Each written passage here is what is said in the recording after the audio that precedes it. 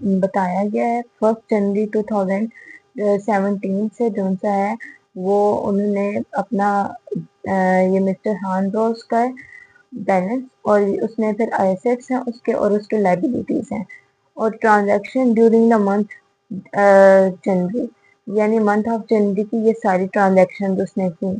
अब ये वाला जो हमने क्वेश्चन हम करेंगे, ये वाला जो हम पिछले क्वेश्चन करते थे उसमें हमें सिर्फ ये वाली वैल्यूज गिवन होती थी, लेकिन अब यहाँ पे हमारे पास इस क्वेश्चन में एसेट्स और लाइबिलिटीज और ओनर्स इक्विटी भी गिवन है।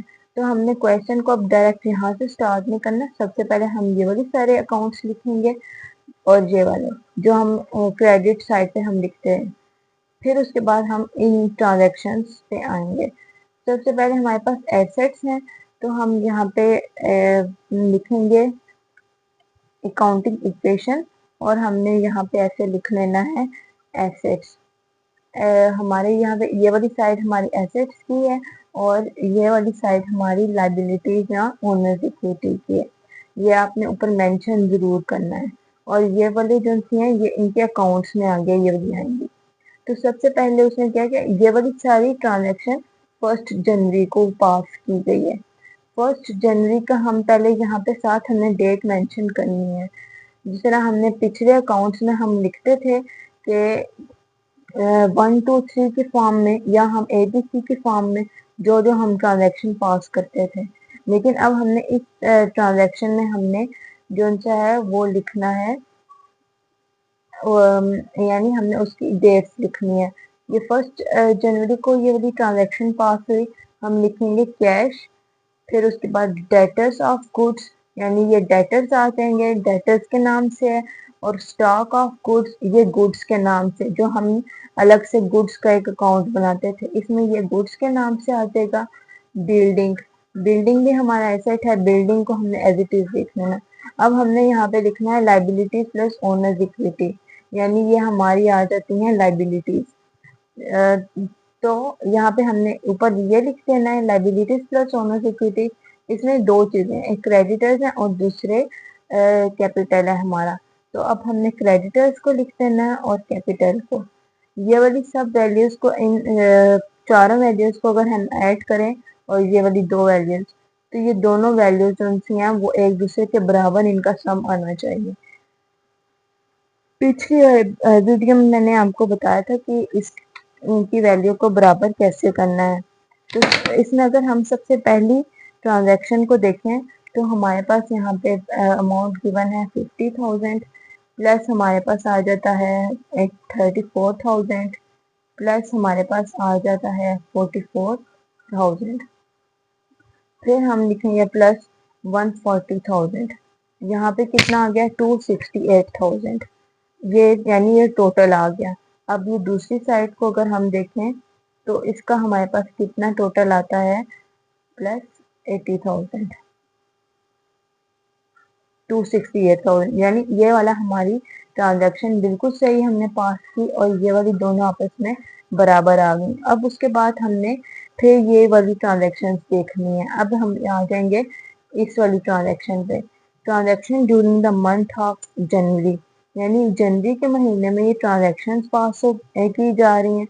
तो परचेज गुड्स फॉर कैश, यानी उसने क्या किया, कैश देकर उसने परचेजेस किए, गुड्स परचेज की हैं subject to the trade discount of 10%। तो अब उसको ट्रेड डिस्काउंट उसको कितना है 10% का उसको उस पर ट्रेड डिस्काउंट मिल रहा है। तो अब हमने क्या करना है, ये वाली ट्रांजैक्शन का हम नंबर लिख लेंगे। तो हमने फिर इसका निकालना है 10%। 8,000 का अगर हम 10% लेंगे तो वो हमारे पास कितना आ जाएगा, यहाँ पे हम कैलकुलेट करेंगे 8,000 मल्टीप्लाई 10 डिवाइडेड बाय 100, तो ये आ गया 800। 800 जो सा है इसको माइनस करेंगे, यानी 8,000 में से 8,000 में से इसको माइनस करेंगे तो ये आ गया 72,000। अब ये जो 72,000 आया है इसके साथ हमने अब इसकी एंट्री पास करनी है, यानी इसका हमने ट्रांजैक्शन हमने लिखनी है। उसने क्या है परचेज गुड्स फॉर कैश, यानी कैश की उसने गुड्स परचेज की। तो अब क्या हुआ, हम इसको कैश के कॉलम में लिखेंगे 7200, और यहाँ पे हम गुड्स भी तो बतानी है ना। यहाँ पे एक और अकाउंट का ऐड हुआ जो कि पहले से ही हमने ऊपर वाले से देख के लिखा था।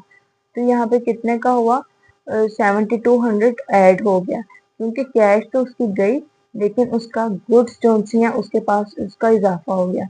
और यहाँ पे इसका क्रेडिटर्स और लाइबिलिटी कैपिटल पे इसका कोई इफेक्ट नहीं पड़ेगा। 50,000 में से हम सिंपली 7200 को लेस करें तो हमारे पास आ जाता है 42,800, और फिर उसके बाद 44,000 प्लस 7200 आ जाएगा।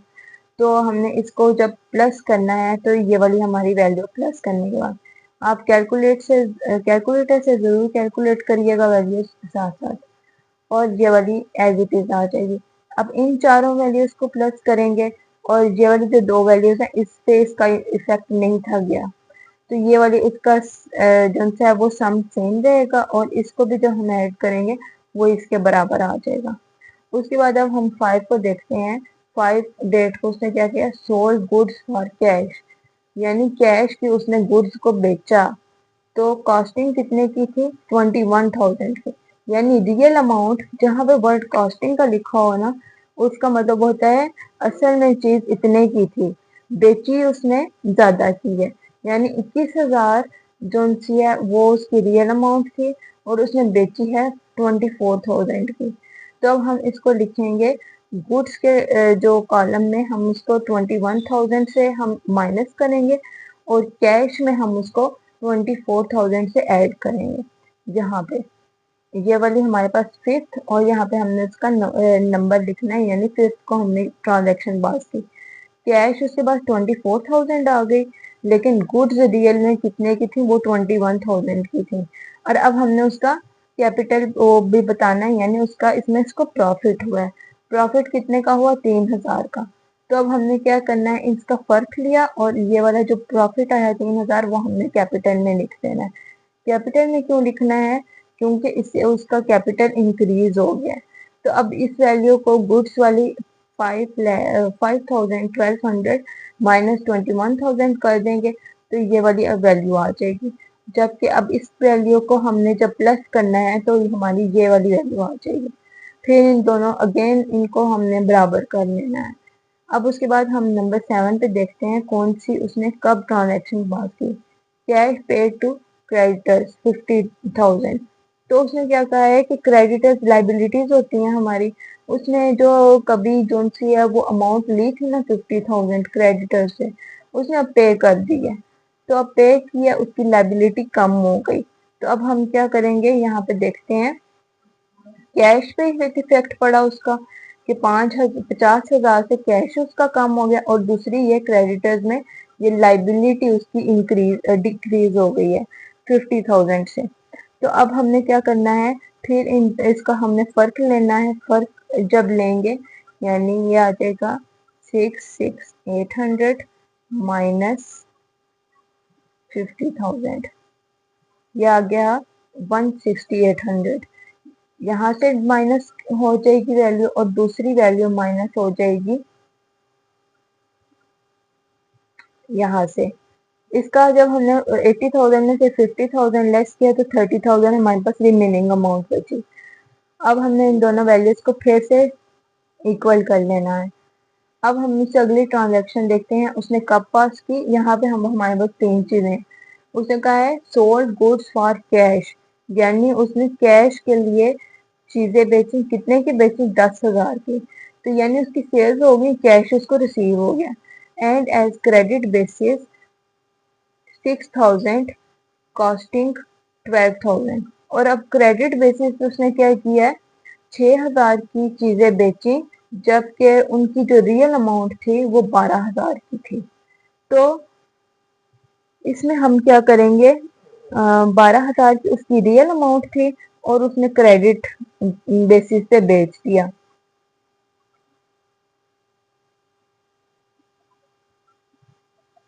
जब उसने बेचा तो इसमें हम सबसे पहले ये करेंगे, 9th डेट है उसकी ये ट्रांजैक्शन,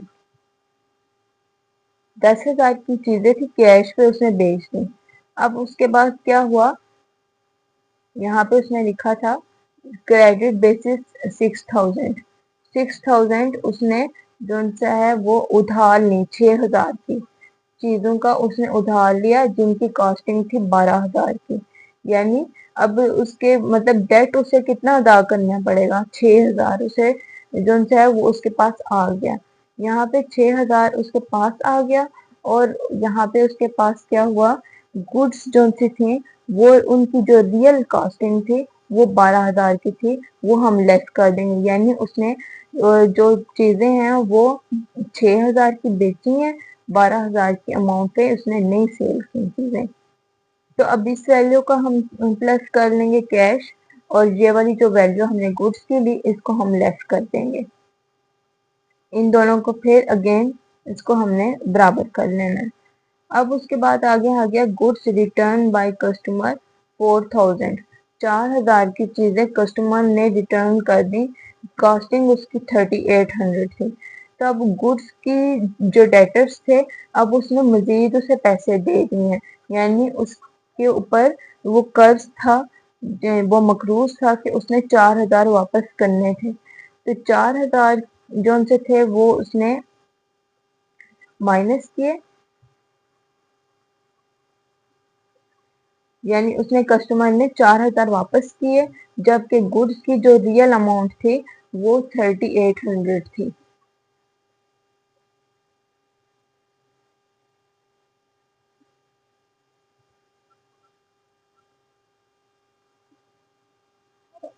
तो अब हमने क्या करना है, यानी उसने 3,800 जो से हैं वो वापस कर दिए। तो अब 4,000 उसने वापस नहीं किया, यानी उसने कहा है कि उसने डेटर्स जो से थे उसने, मैंने कहा कि मैं आपसे 4,000 लूंगा, लेकिन अब क्या किया उसने 4,000 के बजाय वो उसके डेटर्स के अकाउंट में चला गया, लेकिन उसने वो अमाउंट नहीं दी, जबकि उसने गुड्स की जो रियल अमाउंट दी वो दी 3,800। इसलिए हमने उसके साथ प्लस का साइन लिख दिया, और हमने यहाँ पे माइनस का साइन इसलिए लिखा क्योंकि उसे लॉस हुआ है। 2,000 उसका 3,800, और इनका हमने फर्क लेना है, 4,000 माइनस 3,800, तो ये 200। अब यहाँ पे हमने माइनस का निशान इसलिए लगाया क्योंकि उसने उतने की अमाउंट पे चीजें उसे वापस नहीं थी की, उसने बल्कि 3,800 पे की हैं और उसको 200 का लॉस हुआ।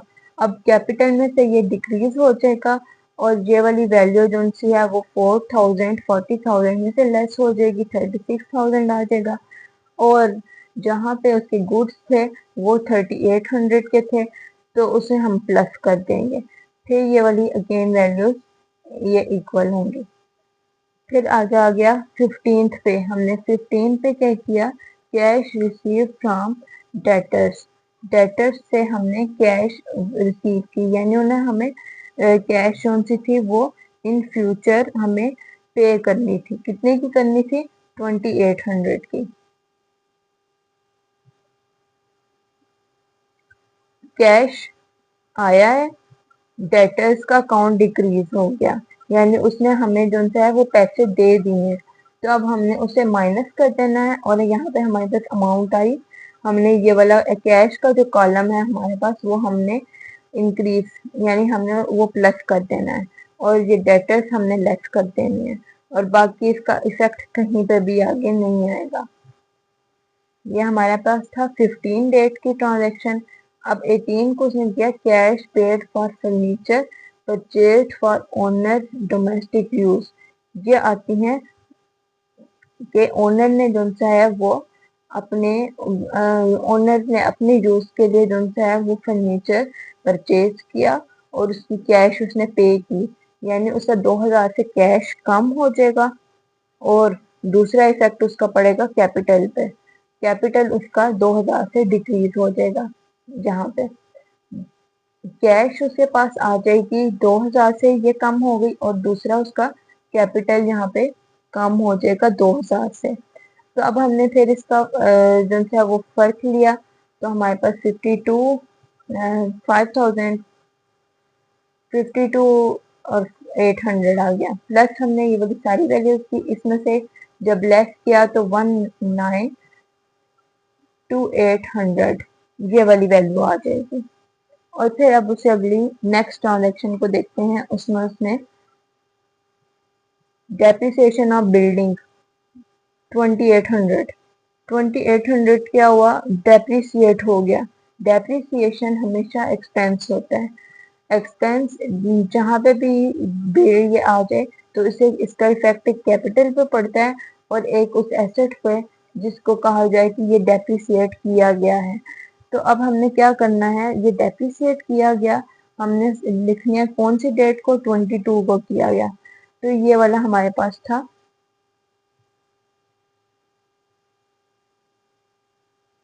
बिल्डिंग का कॉलम।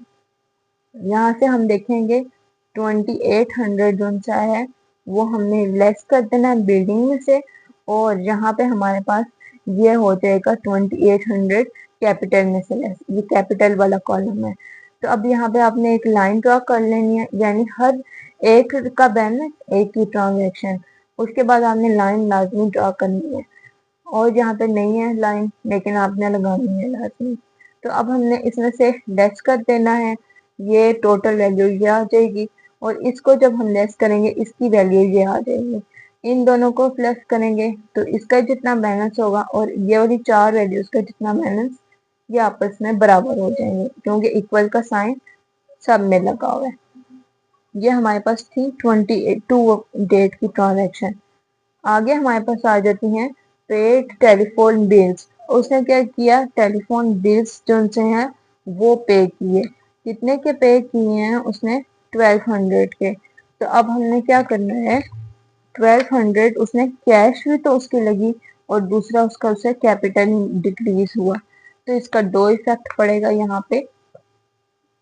कैपिटल उसका 1200 से लेस हो जाएगा और यहाँ पे उसका जो कैपिटल कैश था, सॉरी ये, और कैपिटल ये इसका लेस हो जाएगा। यहाँ पे लाइन एक, और फिर इसका यहाँ पे बैलेंस आपने निकाल लेना है। फिर अब लास्ट ट्रांजेक्शन है पेड सैलरीज 6000। उसने सैलरीज पे की 6000 की। अब 6000 उसकी कैश थी, उसने अपने पैसों में से पे की, तो उसे क्या हुआ, यहाँ पे 6000 इसका लेस हो गया कैश में से। और दूसरा जब भी हम पैसे देंगे तो उसकी जाहिर बात है हमारा कैश कम होगा और दूसरा हमारा कैपिटल, क्योंकि कैश हमारा कैपिटल होता है, तो कैश हमारा 6000 से हम कैपिटल में से लेस कर देंगे। इसका अगेन सम दिया 55600, 45600 ये वाली वैल्यू और ये वाला इसका सम आ जाएगा, जिसकी ये वैल्यू लास्ट में ये गिवन ये लिखी हुई है वैल्यू 182,800। अब इन दोनों वैल्यूज को जब हमने ऐड किया तो ये आ गया 1,12,800 के बराबर, 2 लाख सॉरी, और ये भी 2,12,800 के बराबर।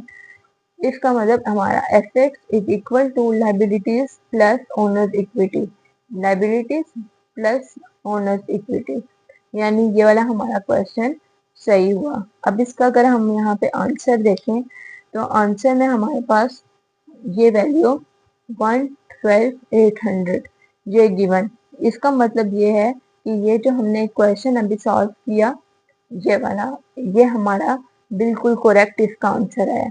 जब आप क्वेश्चन करें तो उसमें दोनों वैल्यूज आपकी सेम आ जाएं तो इसका मतलब आपका क्वेश्चन सही हो रहा है। ये इसकी सबसे बड़ी निशानी है कि इससे हमें पता चलता है कि हम जो ट्रांजेक्शन पास कर रहे हैं, जो वैल्यूज हम पास कर रहे हैं, उसकी ट्रांजेक्शन सही हो रही है कि नहीं हो रही, वो हम उसको सही पोस्ट कर रहे हैं नहीं कर रहे। तो ये आज का हमारा क्वेश्चन नंबर 3 था। इसके बाद हमारी नेक्स्ट वीडियो में लास्ट क्वेश्चन होगा और ये चैप्टर एंड हो जाएगा। सिर्फ ये बेसिक 4 क्वेश्चंस की अगर आप प्रैक्टिस करें, कौन सी ट्रांजैक्शन और इन जो 2 वैल्यूज जिनका इम्पैक्ट था वो मैंने आपको बड़े अच्छे तरीके से समझाई कि ये वाली अगर ऐसे आ जाए तो आपने कैसे इसको सॉल्व करना है। तो आपके बड़ी अच्छी ये अकाउंटिंग इक्वेशन का एक चैप्टर बहुत अच्छे से रेडी हो जाएगा। अगर वीडियो अच्छी लगी हो वीडियो को लाइक, चैनल को सब्सक्राइब कीजिएगा। मिलते हैं नेक्स्ट वीडियो में, तब तक के लिए अल्लाह हाफिज़।